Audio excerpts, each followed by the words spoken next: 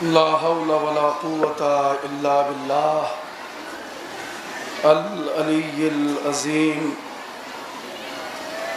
أعوذ بالله من الشيطان اللعين الرجيم. بسم الله الرحمن الرحيم. الحمد لله رب العالمين. الصلاة والسلام على رسوله الكريم وآله الطيبين الطاهرين المعصومين، ولعنة الله على أعدائهم وغاصبي حقوقهم ومنكري فضائلهم مجمعين من الآن إلى قيام يوم الدين. أما بعد، فقد قال الحسين عليه السلام: لیتکم فی یوم عاشوراء جمیعا تنظرونی کیف استسقی لطفلی فابوا ان یرحمونی. یہ پہلی سفر کا جلوس جس میں کثیر تعداد میں اسیران کربلا کا پرسہ دینے کے لیے معصومہ کونین کی بارگاہ میں تعزیت پیش کرنے کے لیے آپ حضرات یہاں پر جمع ہیں. کافی عرصے کے بعد اس تقریر میں حاضر ہوا ہوں. آپ کا یہاں پر موجود ہونا یہ وعدہ الہی کی تکمیل کے سوا اور کچھ نہیں ہے. محرم اپنی شان و شوکت کے ساتھ، اپنی کیفیت کے ساتھ اپنے منازل طے کر رہا ہے، اور آج 2 سفر ہے. مومنین، ایک پیغام خالی مصائب سے پہلے مجھے پہنچانا ہے جو ہم لوگوں پہ واجب ہے. اگر نہ ہوتا تو میں آپ کی خدمت میں اسے عرض نہ کرتا. محرم کا سب سے بڑا فائدہ یہ ہے کہ یزیدیت کے 11 مہینے کی ایکٹیویٹی صرف 12 دن میں ہم ختم کر دیتے ہیں. جو کچھ بھی دین کے خلاف، جو کچھ بھی دین کے خلاف یہ سال بھر زہر اگلتے ہیں، یہ 10-12 دن میں ان کے سارے زہر کو ہم پامال کر دیتے ہیں. اور خاص طور سے جب محرم آنے لگتا ہے تو یزیدیت کی ایکٹیویٹی بڑھ جاتی ہے. بات یہاں شیعہ اور سنی کی نہیں ہے، بات صرف حسینی اور یزیدی کی ہے. اگر شیعہ سنی کی ہوتی تو کوئی سنی حسین کا عزادار نہ ہوتا. مجھے فضائل پڑھنا بھی نہیں ہے، جتنے لوگ بول رہے ہیں اتنا کافی ہے. بات شیعہ سنی کی نہیں ہے. اگر شیعہ سنی کی ہوتی تو کوئی سنی حسین کا عزادار نہ ہوتا. عزاداری چھوڑ دیجئے، ابھی پاکستان میں ایک کانفرنس کی کچھ یزیدی مشن کے نام نہاد علماء نے، اس میں اذان میں اشہد ان علی ولی اللہ کہنے پر ان کا جو کمنٹ تھا وہ یہ تھا کہ اس کے ذریعے سے دہشت گردی پھیلتی ہے. صرف ایک بات بتانا ہے بس، اس کے بعد مسائل پڑھوں گا. اس کے ذریعے دہشت گردی بڑھتی ہے. دہشت گرد اکٹھا ہو کے کہہ رہے ہیں، دہشت گرد اکٹھا ہو کے کہہ رہے ہیں، جس کو عالمی پیمانے پہ دہشت گرد کہا جاتا ہے، وہ اکٹھا ہو کے کہہ رہے ہیں کہ علی ولی اللہ جو اذان میں کہا جاتا ہے، اس سے دہشت گردی پھیلتی ہے. اور ہمارا چیلنج ہے اگر ہر اذان میں علی ولی اللہ ہوتا تو مسلمان کبھی دہشت گرد نہ ہوتا.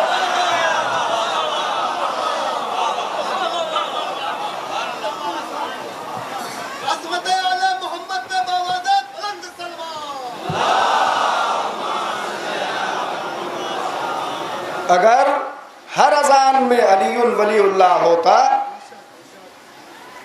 تو پھر اس گلدستہ اذان پہ آنے والے کو کبھی دہشت گرد نہ کہا جاتا. میرے پاس دلیل ہے. دلیل اس لیے ہے کہ جن مساجد سے علی ولی اللہ کہا جاتا ہے ان مسجدوں کو آج تک دہشت گردی کا اڈا نہیں کہا گیا. اسی لیے میں نے کہا کہ دہشت گرد کہہ رہا ہے کہ علی ولی اللہ جو اذان میں ہے یہ دہشت گردی ہے. میں یہ جواب نہیں دوں گا کہ لا الہ الا اللہ جو آپ کہتے ہیں میں نہیں کہوں گا اس لیے کہ اللہ کو سبھی اللہ نہیں مانتے ورنہ فرعون کے چاہنے والے دنیا میں نہ ہوتے. ہے نا آپ کی توجہ؟ میں خالی 4 جنگوں کا نام لے رہا ہوں اور بتا رہا ہوں کہ علی ولی اللہ سے دہشت گردی کا کوئی تعلق نہیں ہے بلکہ علی ولی اللہ ہی دہشت گردی کو دنیا سے فنا کرتا ہے. میں توجہ چاہ رہا ہوں. پہلی جنگ اسلام کی جنگ بدر، اگر وہاں علی ولی اللہ نہ ہوتا تو مشرک دہشت گردوں کا سر قلم کرنے والا کوئی نہ ہوتا. بات آپ تک پہنچ نہیں رہی ہے کیا؟ میں پوچھ رہا ہوں عالم اسلام اور تاریخ اسلام سے کہ اگر امیر المومنین جنگ بدر میں نہ ہوتے تو کیا مشرکوں کا سر کچلنے والا کوئی ہوتا؟ ظاہر ہے کہ جب سب مشرک ہیں تو مشرک کا سر مشرک نہیں کچلے گا. میں توجہ چاہ رہا ہوں. یہی علی ولی اللہ کی گونج ہے جس نے جنگ بدر میں مشرکوں اور کافروں اور دشمنان اسلام، دشمنان توحید، دشمنان رسالت کا سر کچل دیا. یعنی علی ولی اللہ کی موجودگی کافروں اور مشرکوں کی دہشت گردی کو کچلتا ہے. پیغمبر نے جنگ تھوپی نہیں تھی، دفاع کیا تھا. سوائے علی کے مدد کس نے کی؟ میں پوچھ رہا ہوں. تو اس کا مطلب دہشت گردی کا سر اگر کسی نے کچلا تو میں علی ولی اللہ اس لیے کہہ رہا ہوں کہ نام وہاں علی ولی اللہ کہا گیا. میں توجہ چاہ رہا ہوں.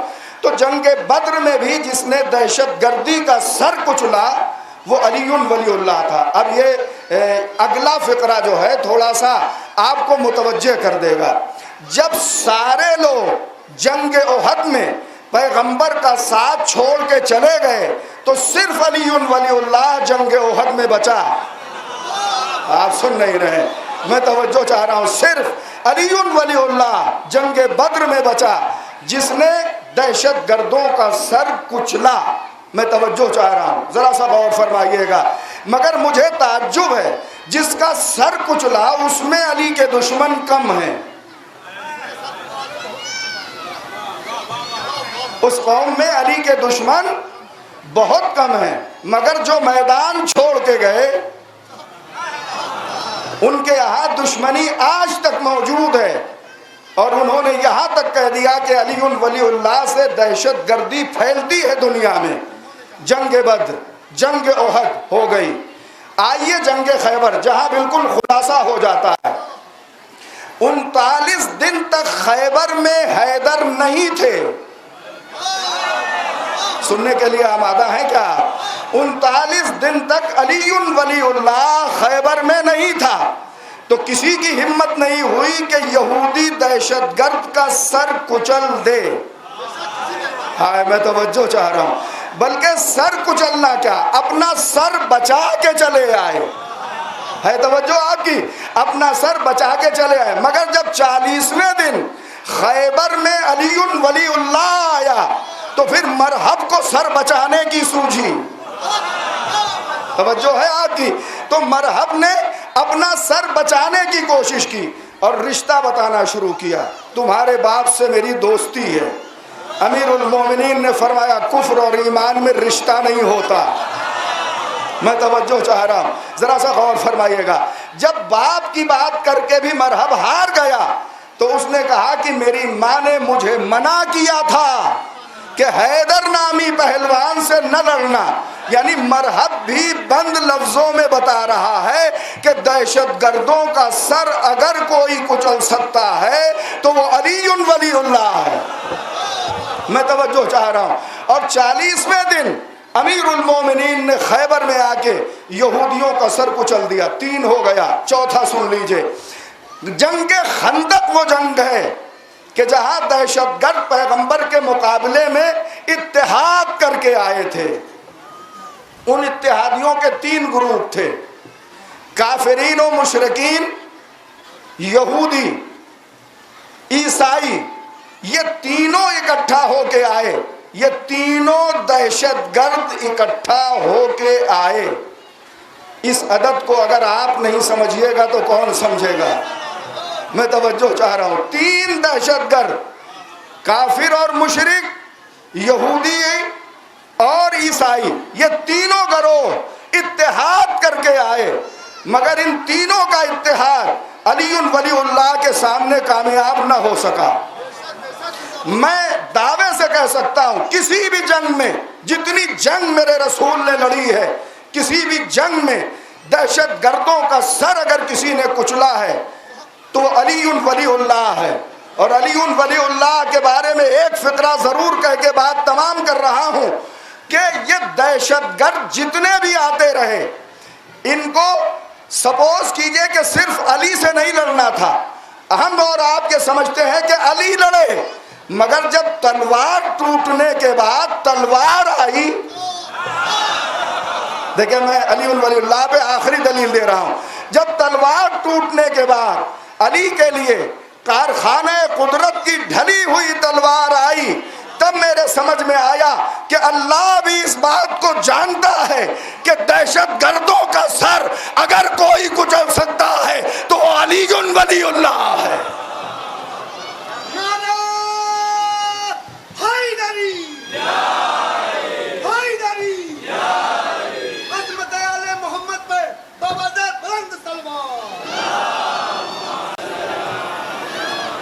بس تقریروں میں زیادہ فضائل نہیں ہوتا. آخری فقرہ مکمل کر رہا ہوں، کربلا تک پہنچ رہا ہوں.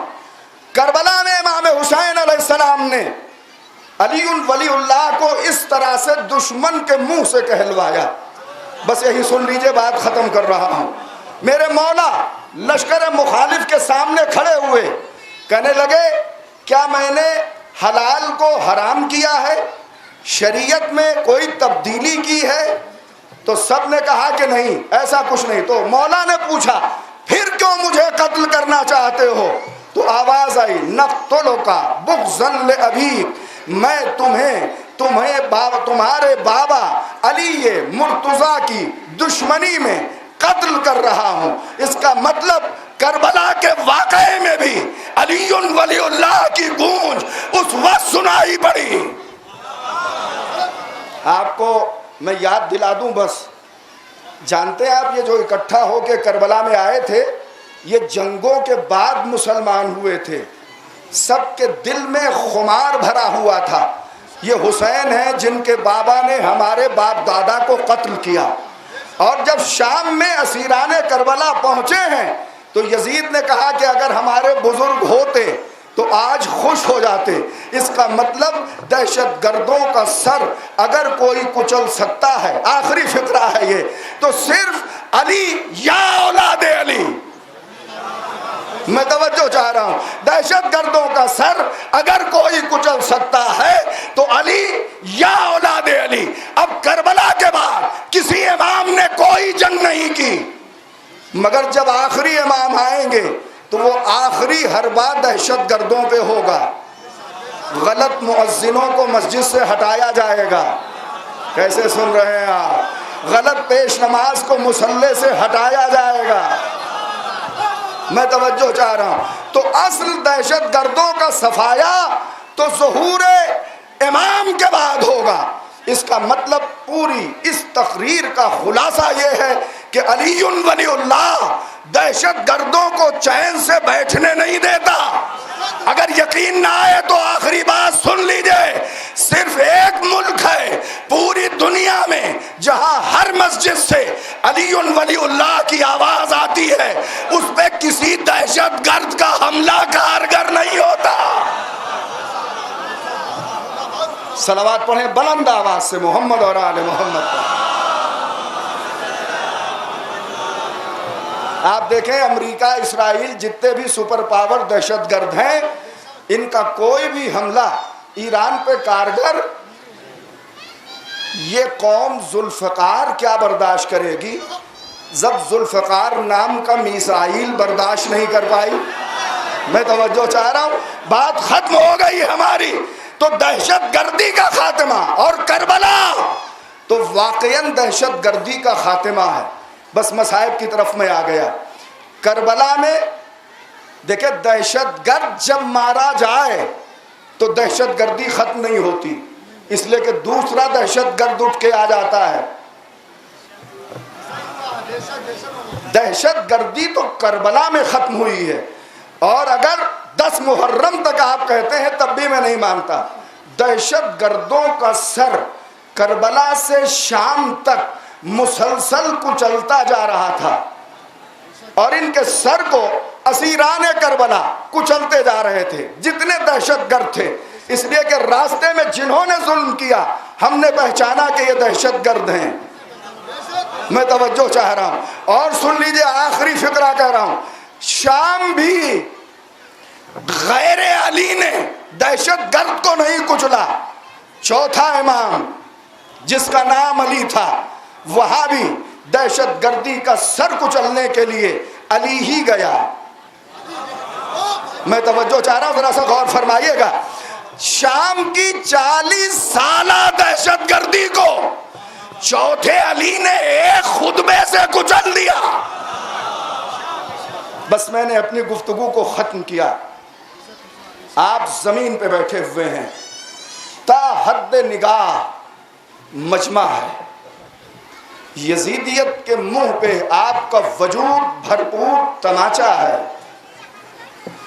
10 محرم سن 61 ہجری تک یزید کے لشکر کا خاتمہ ہو گیا، مگر حسین کا لشکر آج بھی جاری و ساری ہے۔ آپ سب ناصران حضرت زہرا ہیں، اس زمین پہ آپ بیٹھے ہیں رونے کے لیے، مگر میں دیکھ رہا ہوں آپ کے لیے فرش عزا بچھائی گئی ہے۔ پہلی سفر کو اسیران کربلا شام پہنچے ہیں، کیسے پہنچے ہیں بس یہی سن لیجیے۔ بابا کا سر نوک نیزہ پہ دیکھا، بے غسل و کفن لاشوں کو چھوڑ کے یہ قافلہ آگے بڑھا۔ بے غسل و کفن لاشوں کو اہل حرم نے خدا حافظ کہا۔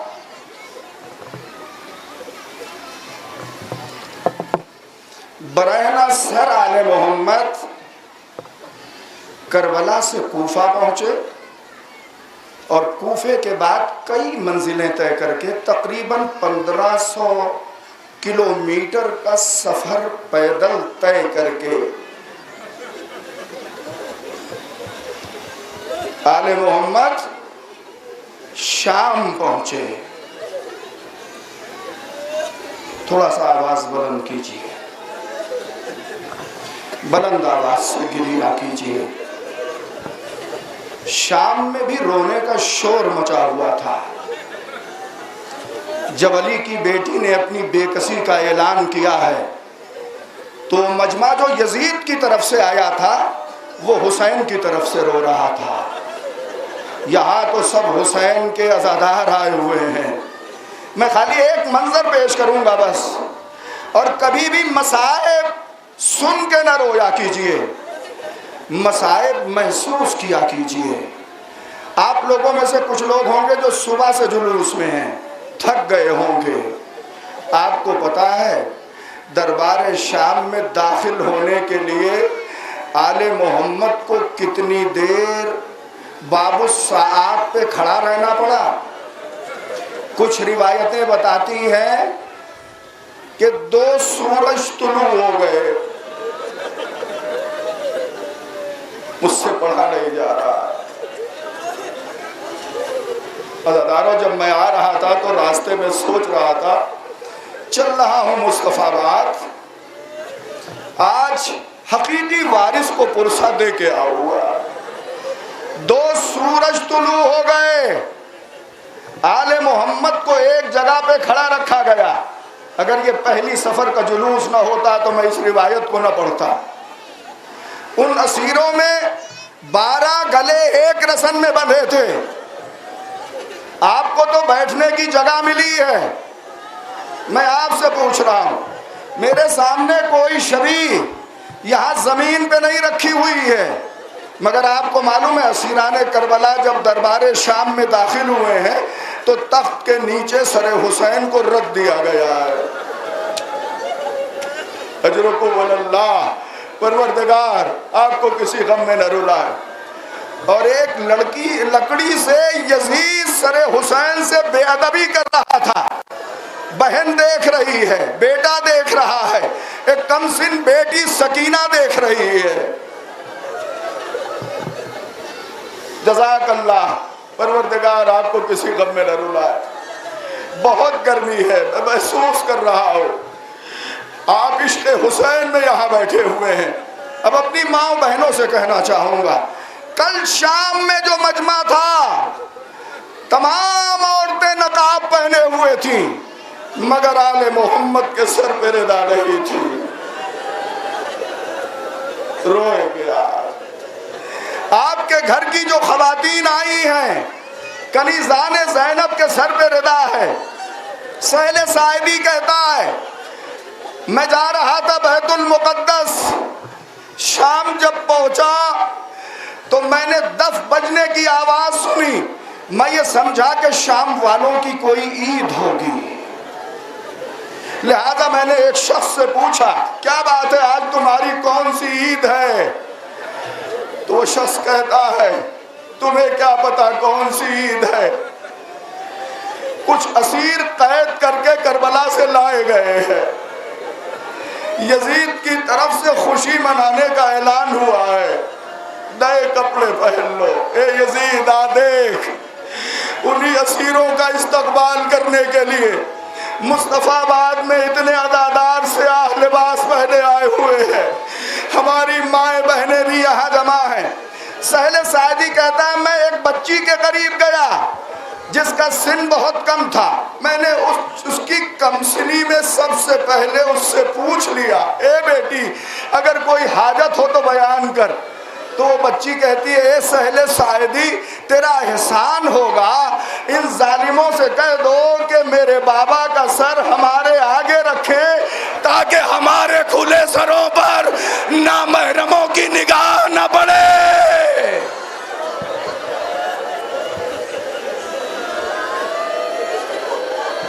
غیرت دارو، خدا کرے تمہاری مائیں بہنیں اپنے پردے کے ساتھ اپنے گھروں کو واپس جائیں. یہ 4 برس کی بچی کی غیرت ہے، یہ غیرت بنی ہاشم ہے. اے سہل ساعدی کہہ دے کہ سروں کو آگے رکھیں تاکہ نامحرموں کی نگاہ ہمارے سروں پہ نہ پڑے. بس ایک منظر اور سن لیجئے. چوتھے امام جب پہنچے ہیں شام کے قریب، ابھی 2 سورج تو بعد میں طلوع ہوں گے، جب شام کے قریب پہنچے تو کیفیت آپ ملاحظہ کریں گے. میرا مولا نہ سامنے دیکھنے کی طاقت رکھتا تھا، نہ داہنے اور بائیں دیکھنے کی طاقت رکھتا تھا. اور سنیں گے مسائل. توق خاردار کی وجہ سے گلے سے برابر خون جاری تھا. اور سنیے گا مسائل. چونکہ خاردار راہوں سے اسیروں کو گزارا گیا تھا لہذا پیروں سے بھی خون جاری تھا تمام اسیروں کے.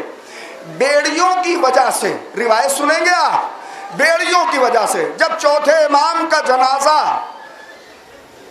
امام محمد باقر علیہ السلام غسل کے لیے لے گئے ہیں تو روئے ہیں. تو لوگوں نے پوچھا کہ مولا رونے کا سبب کیا ہے؟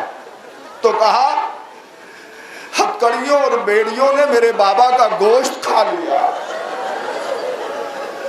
ہو گئی آپ کی آواز بلند. یہ سچ ہے کہ میں مصائب نہیں پڑھ پا رہا ہوں، مگر آپ رونے کا حق ادا کر رہے ہیں. میں بیویوں سے ہاتھ جوڑ کے ایک بات کہنا چاہوں گا، روتے ہوئے اتنا خیال رکھنا کہیں حسین کی دکھیا ماں تمہارے پہلو میں بیٹھ کر ہائے حسین نہ کہہ رہی ہو. حسین کا سر آگے بڑھ رہا ہے. نوکے نیزہ پر باب الساعات پہ اہل حرم کھڑے ہیں. میں مصطفیٰ آباد میں تقریر کر رہا ہوں. ایک فقرہ اور سن لیجئے. یہ شام کا گلی کوچا نہیں ہے، یہ مصطفیٰ آباد ہے. یہاں نبی کی نواسیوں کا واتب کرنے کے لیے اتنا بڑا مجمع اکٹھا ہوا ہے. اہل بستی کا زیادہ فریضہ ہے کہ وہ گریہ کریں. انجمن کے ممبران اور عہدیداران کا زیادہ فریضہ ہے کہ وہ زیادہ گریہ کریں. سب مل کے گریہ کریں اور جناب زینب کی ایک بے کسی دیکھیں. بس مجلس کو تمام کر دوں گا. راوی کہتا ہے کہ کھڑے کھڑے آل محمد کبھی داہنے پیر پر. آپ میں سے بھی بہت سے لوگ پہلو بدل رہے ہوں گے. صبح سے جلوس 6 بجے سے نکلا ہے مگر کسی کے پیروں سے خون جاری نہیں ہے. مگر حسین پہ رونے والی بیویاں جو اسیروں کی صورت میں شام میں آئی ہیں، ان کی پشت سے لہو جاری ہے. کلیجے پہ ہاتھ رکھیے تو بتاؤں کیسے لہو جاری ہے. کسی نے تیر مارا، تلوار مارا نہیں. جیسے کوئی بی بی علی اکبر کہہ کے روتی تھی تو پشت پہ تازیانہ پڑتا تھا. چوتھے امام فرماتے ہیں جب ہمیں شام میں داخل کیا گیا تو سروں کو کہاں رکھا گیا؟ بہنوں کے سامنے بھائیوں کا سر. اجرکم اللہ. بہنوں کے سامنے بھائیوں کا سر. سنیں گے جناب سکینہ کے سامنے 2 سر خاص طور سے رکھے جاتے تھے. ایک جناب علی اصغر کا، نوجوانوں تم سے اگلا فقرہ کہہ رہا ہوں، اور ایک سر جناب علی اکبر کا. یہ جناب سکینہ اور بہنوں کے سامنے سر ہوتا تھا. اور جس طرف شہزادی زینب و ام کلثوم ہوتی تھی، سن سکیں گے وہاں کچھ کا سر آقا حسین کا سر. عزادارو ایک زندہ روایت سن لیجئے. یہاں پہ بھی چھتوں پہ بھی مومنات کھڑی ہوئی ہے، مگر کیا آپ کے اوپر کسی نے ایک پتھر پھینکا؟ اسیران کربلا باب الساعات پہ کھڑے چھتوں سے پتھر برسایا جا رہا ہے. اجرکم اللہ. پروردگار آپ کو کسی غم میں نہ رلائے. یہ اہل حرم اس طرح سے کھڑے ہیں. راوی کہتا ہے ابھی دربار سج رہا تھا، 700 کرسی نشینوں کا مجمع تھا. دربار سجا لیا گیا. ایک آواز ایسی گونجی جس نے جناب زینب کے دل کو ٹکڑے ٹکڑے کر دیا. ہو گئی آپ کی آواز بلند. وہ آواز کیا تھی؟ اب حسین کے اہل حرم کو داخل دربار کیا جائے. جناب زہرا کی غیرت دار بیٹی رو پڑی. آواز دی اے میرے بھائی سید، اے میرے لال سید سجاد، جا کے یزید سے اتنا کہہ دو کہ یا تو مجھے اس دروازے سے داخل دربار کرے جدھر نامحرموں کا مجمع کم ہے، اور یا ہماری لوٹی ہوئی ردائیں ہمیں واپس کر دے تاکہ ہم اپنے سروں کو چھپا کے داخل دربار ہو جائیں. اتنا سننا تھا. یزید لعین نے ہر سال میں یہاں کی مجلس میں یہ روایت پڑھتا تھا. حسب دستور آج بھی پیش کر رہا ہوں اور مجلس کو تمام کر دوں گا. سید سجاد نے فرمایا اے یزید، میری پھوپھی اماں نے کہا ہے کہ یا کو ہم کو ایسے دروازے سے داخل دربار کر जिधर ना महरमों का मजमा और तमाशाइयों का मजमा कम है, या हमारी छीनी हुई रिदाएं हमें वापस कर दे। गैरतदारो, यहाँ भी अली का जिक्र आ गया। यजीद कहता है सैयद सज्जाद, ज़ैनब से कह दो ये तुम्हारे बाबा अली की हुकूमत नहीं है।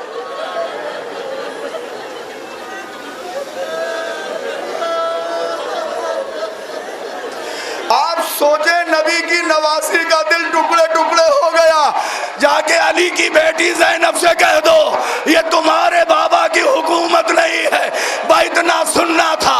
हजरत ज़ैनब ने फरमाया तू हमें मजबूर समझता है, ये कह के हाथ उठाए, फिजा मेरे करीब आओ, लैला मेरे करीब आओ, रबाब मेरे करीब आओ, सकीना मेरे करीब आओ। मैं बद्दुआ करती हूँ, तुम सब आमीन कहना। अब रोएंगे आप। जब आका हुसैन रोएंगे तो कौन अपने आंसुओं को रोक सकेगा। अदादारों, बस मसाइब का आखिरी हिस्सा है। रावी कहता है बीबियां जमा हो गई, हजरत ज़ैनब की निगाह भाई के कटे सर पे पड़ी, देखा लब हिल रहे हैं, आंख से आंसू जारी है।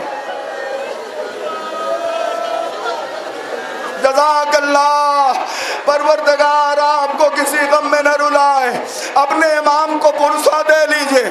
आपका इमाम इस जुलूस में आया होगा, पुरसा लेने के लिए एक बीबी आपके लिए हाथ फैलाए खड़ी होगी। ए मेरे परवरदिगार, मेरे बेटे पे रोने वालों की मग़फ़िरत फरमा। ये आखिरी फिक्रा है। देखा भाई के लब हिल रहे हैं, आंखों से आंसू बह रहा है। अली की बेटी ने हाथ जोड़ दिए। ए भैया, आपके रोने का सबब क्या है? बस मेरे मौला ने फरमाया ए मेरी बहन ज़ैनब, नाना की उम्मत की निजात के लिए इसी तरह से दाखिले दरबार हो जाओ। अब हजरत ज़ैनब ने फरमाया, सर झुकाया, अगर मेरा भैया न कहता तो किसकी हिम्मत थी कि हमें इस तरह से दाखिले दरबार करता। अहले हरम दरबार में दाखिल हुए। यजीद ने पूछा ये कौन है? बस अजीज़ों, मजलिस तमाम हो गई। किसी ने कहा अली इब्नुल हुसैन, ये हुसैन का बेटा अली, ये ज़ैनुल आबिदीन है। यजीद कहता मैंने तो सुना कि हुसैन के सारे बेटे कत्ल कर दिए गए, ये अली इब्नुल हुसैन दरबार तक जिंदा कैसे आ गया? इसे फौरन कत्ल करो। बस अली की बेटी उठी, जाके सैयद सज्जाद को कलेजे से लगाया, फरमाया ए यजीद, तेरी क्या हिम्मत है कि मेरी जिंदगी में अली को कत्ल करेगा? लिपट गई अदादारों। यजीद कहता है ए कातिल आगे बढ़, इस खातून का भी सर कलम कर दे। बस हजरत फिजा गुलामों, कनीजो, ये आपकी तरफ से फिक्रा है। हजरत फिजा उठ के खड़ी हो गई, जाके जनाब ज़ैनब से लिपट गई। फरमाया ए यजीद, पहले मेरा सर कलम कर, तब मेरी शहजादी पे तलवार उठाना। रावी कहता है कि हबशी गुलाम तलवारें लिए हुए आगे बढ़े। हजरत फिजा ने फरमाया हे हबशियों, मैं तुम्हारी कौम की औरत हूँ, तुम मेरे ऊपर, तुम्हारी गैरत को क्या हो गया है? उन गुलामों ने जैसे ही ये सुना कि फिजा हमारी कौम की है, उनकी गैरत बेदार हो गई। ए यजीद, अगर फिजा पे तलवार उठाई तो अभी तेरे दरबार को खून से रंगीन कर देंगे। बस ये बयान सुन लीजिए। हजरत ज़ैनब रो पड़ी, मदीने का रुख किया। ए नाना, फिजा के बचाने वाले इतने मौजूद हैं, मगर ज़ैनब की हिमायत करने वाला।